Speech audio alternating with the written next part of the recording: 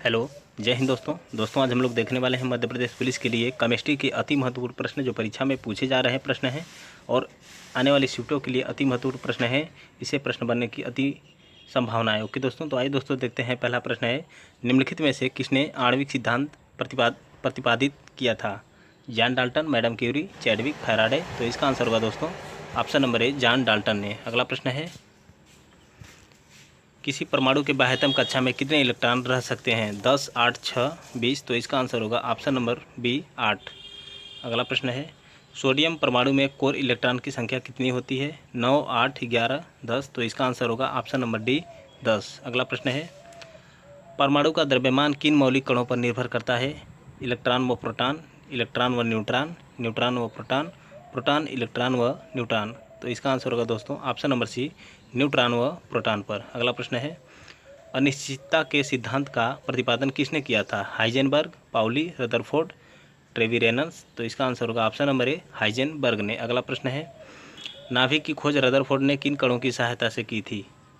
Gamma कण, beta कण, x कण, अल्फा कण। तो इसका आंसर होगा ऑप्शन नंबर डी, अल्फा कणों की सहायता से। अगला प्रश्न है, किसी तत्व की रासायनिक प्रकृति किस पर निर्भर करते हैं? इलेक्ट्रॉन पर, न्यूट्रॉन पर, संयोजी इलेक्ट्रॉन पर, प्रोटॉन पर। तो इसका आंसर होगा ऑप्शन नंबर सी, संयोजी इलेक्ट्रॉन पर। अगला प्रश्न है, किसी तत्व के रासायनिक गुण किस पर निर्भर करते हैं? परमाणु संख्या पर, द्रव्यमान संख्या पर, परमाणु द्रव्यमान भार पर, परमाणु भार पर। तो इसका आंसर होगा ऑप्शन नंबर ए, परमाणु संख्या पर। अगला प्रश्न है दोस्तों, निम्नलिखित में से किसे विभाजित नहीं किया जा सकता है? धनायन, परमाणु, नाभिक, प्रोटॉन। तो इसका आंसर होगा फोटॉन को। अगला प्रश्न है, रेडियो सक्रियता की खोज सर्वप्रथम किस वैज्ञानिक ने की थी? Henri Becquerel, Irene Curie, madam Curie. इनमें से कोई नहीं। तो इसका आंसर होगा दोस्तों option number A, Henri Becquerel ने। अगला प्रश्न है, रेडियो सक्रियता किसका गुण है? न्यूट्रॉन, इलेक्ट्रॉन, प्रोटॉन, नाभिक। तो इसका आंसर होगा ऑप्शन नंबर डी, नाभिक का। अगला प्रश्न है, रेडियो सक्रियता की इकाई क्या होती है? Fermi, Curie, candela. इनमें से कोई नहीं। तो इसका आंसर होगा ऑप्शन नंबर बी, क्यूरी। अगला प्रश्न है, अल्फा और बीटा किरणों की खोज किसने की थी? Willard, Dalton, Faraday, Rutherford. तो इसका आंसर होगा ऑप्शन नंबर डी, रदरफोर्ड ने। अगला प्रश्न है, एक्स किरणों की खोज किसने की थी? Faraday, Newton, Rutherford. इनमें से कोई नहीं। तो इसका आंसर होगा ऑप्शन नंबर ए, फैराडे ने। अगला प्रश्न है, गामा किरणों की खोज किसने की थी? Rutherford, Faraday, Chadwick. इनमें से कोई नहीं।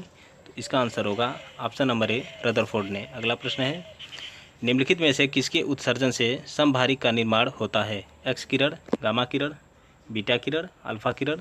तो इसका आंसर होगा ऑप्शन नंबर सी, बीटा किरणों के उत्सर्जन से। अगला प्रश्न है, निम्नलिखित में से किसमें ऋणात्मक आवेश होती है? अल्फा किरण, गामा किरण, एक्स किरण, बीटा किरण। तो इसका आंसर होगा ऑप्शन नंबर डी, बीटा किरणों में। अगला प्रश्न है, बीटा किरण किस प्रकार का आवेश वहन करता है? ऋणात्मक, धनायन, शून्य आवेश। इनमें से कोई नहीं। तो इसका आंसर होगा ऑप्शन नंबर ए, ऋणात्मक। अगला प्रश्न है, निम्नलिखित में से किस किरण की आयतन क्षमता सबसे कम होती है? अल्फा किरण, बीटा किरण, गामा किरण। इनमें से कोई नहीं। तो इसका आंसर होगा ऑप्शन नंबर सी, गामा किरणों की। अगला प्रश्न है,